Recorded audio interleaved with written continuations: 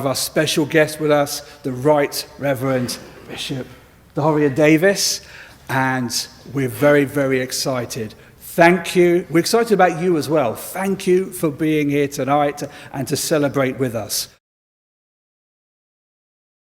The role of a bishop is to be a focus of unity, Christian unity within the context of his or her diocese, and to bring the diocese to the understanding of what is important. And the most important thing is to testify to the risen Lord and Saviour Jesus Christ, and to do so in the best of our abilities, and also to give support to the church communities within local ministry areas, to encourage them to grow and develop spiritually and in the practical sense of ministry. Wel, yn gyntaf, pleser o'r mwyaf yw fod yma gyda chi yn Eglwys Llandingat yn Llanymddyfri. Mae'n bleser i mwynhau eich cymdeithas chi unwaith eto. Mae sawl peth wedi digwydd ers bues i ma diwetha. It's a great pleasure and it's a great blessing to be with you here tonight in this local ministry area, and particularly in this church, which means a great deal to me. It's good to be here, and as you can see, a few things have changed since last time. Do you like the colour? But anyway,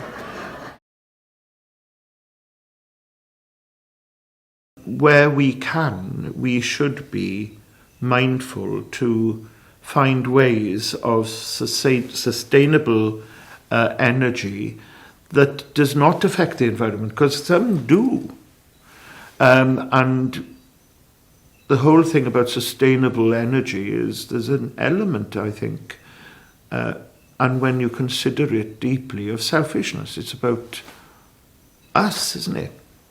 The light in our home, the heating of our homes. And of course, all of that affects the environment one way or another.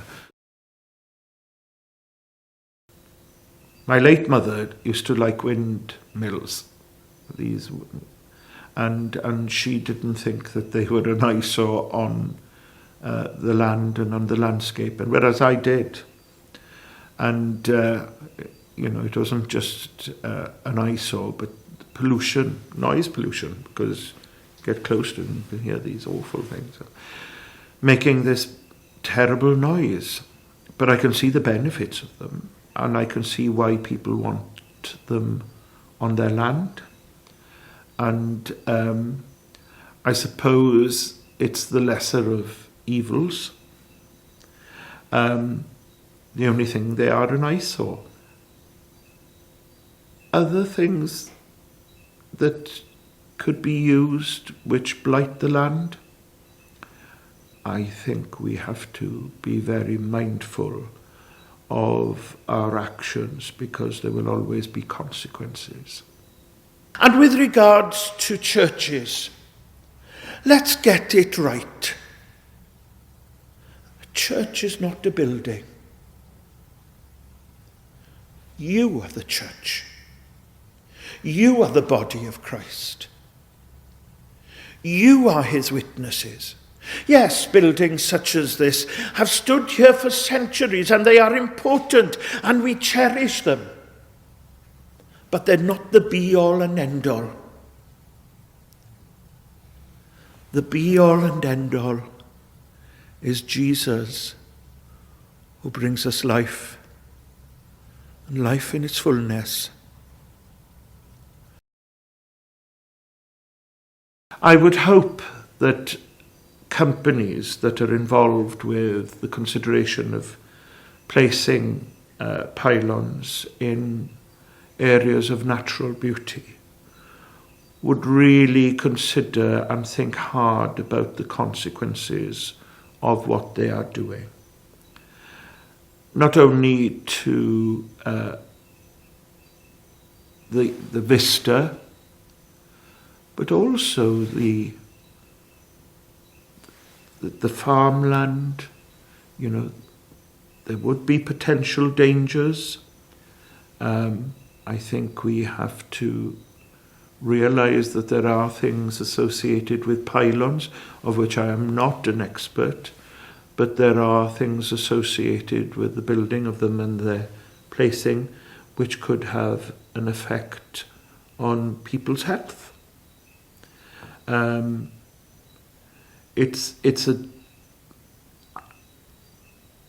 If you're asking me what I would like those who are responsible for pylons to consider an option that would please everybody. And I think that there is an option out there. It's just that people aren't prepared to pay for it.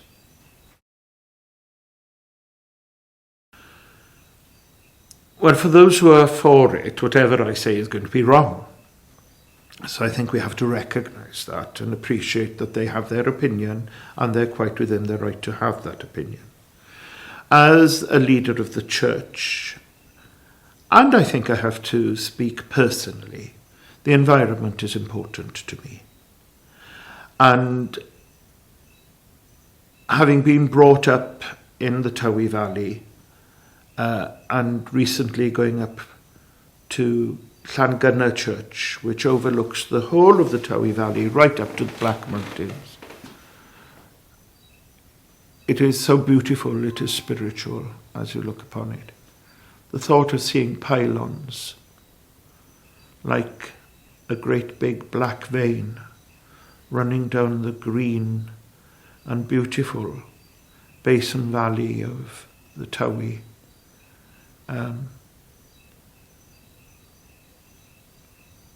It doesn't rest easy with me. And I would hope that we could achieve a compromise, because I think a compromise is possible.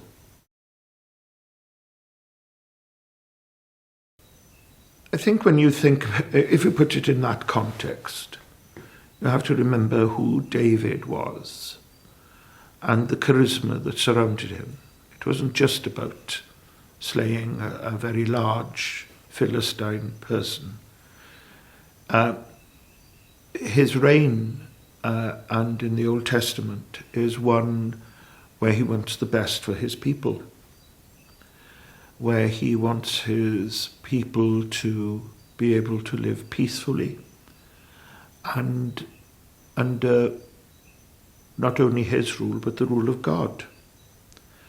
I think large conglomerates often forget their responsibilities to the little person. And rather than looking for the charismatic Davids, who are quite capable of speaking for themselves, what the church must do, what I must do, and what others like myself who feel very strongly about something must do, is to speak on their behalf.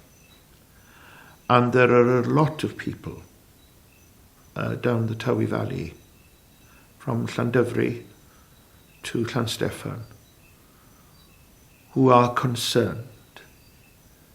They know that pylons bring good things. They bring electricity and it enables them to live a life which we've become very used to. The comfort of our home, the warmth of our home, the light of our home. However, there are other issues as well, and that is maintaining and protecting our country, our countryside, to support our farmers, and perhaps to encourage our farmers, especially those whose land would be affected, to speak out and say, well, listen, this is not quite what I want. Can we please consider another option? Otherwise, I just think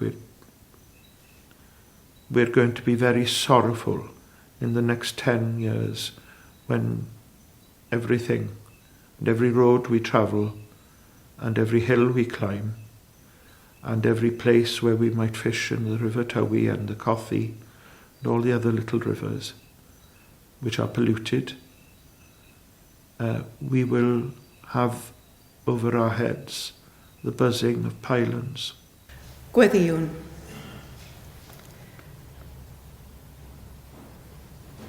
Diolch I ti, Nefol Dad, am gael y cyfle i ddod at ein gilydd i ddathlu gwyl y Cynhaeaf ar ddiwrnod mor fendigedig o Hydref.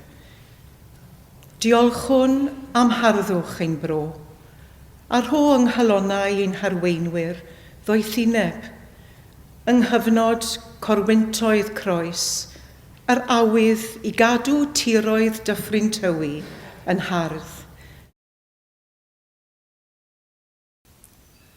It only takes one good person not to speak out against injustice or something that they feel is wrong for the world to hurtle itself into difficult situations, life-changing situations, which doesn't merely affect the individual, but communities. That's why the President of the Ukraine and those who support him speak out against the tyranny that they are facing. We mustn't forget the awful reality of what's going on in Gaza. Not to speak up against these things is actually to bring judgment on ourselves, I think. Well, however you interpret Genesis, the